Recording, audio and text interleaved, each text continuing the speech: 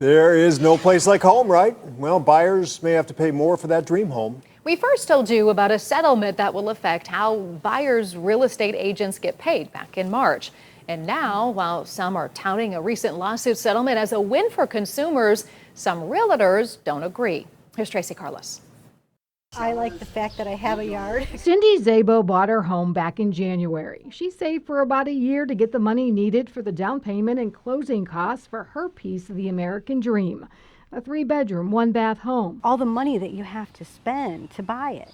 And besides the down payment and the closing costs, there's the inspection fee and the title insurance, and money was just going. But very soon, buyers could have to hand over more cash. Everyone is claiming that this is a big victory, consumer victory.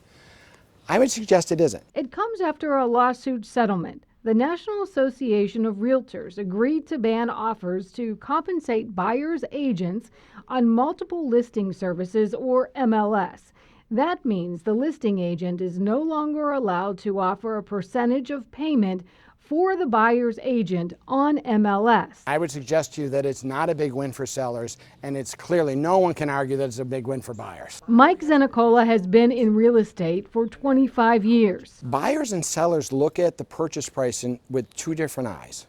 The seller, when they get an offer, they look at how much is the offer and what am I going to net. The buyer looks at how much they're paying for the house, but the buyer has an additional consideration. And that is, how much out-of-pocket money do I have to bring to the table? While the new rule will ban sellers' agents from offering compensation to buyers' agents through the MLS, it does not stop sellers from paying buyers' agents if arrangements are made another way. The agreement is that we will not have offers of compensation in the MLS. But what that does mean is that we can have offers of compensation outside the MLS. So real estate companies, for example, can advertise those things on their websites. Those things can happen agent to agent. It just can't happen in the MLS. We spoke with Case Western Reserve University economics professor Jonathan Ernest when the details of this settlement were announced. He told us then that the changes should save both buyers and sellers money. We might see a lot of agents that kind of specialize in offering maybe a flat rate rather than a percentage, and competing that way.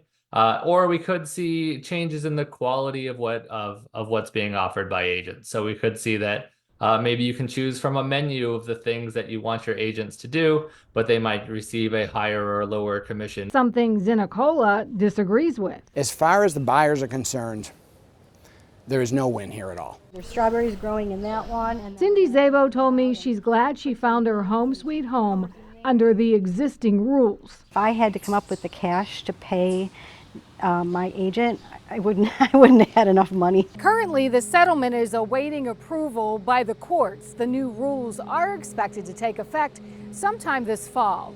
In Fairview Park, Tracy Carlos, News 5.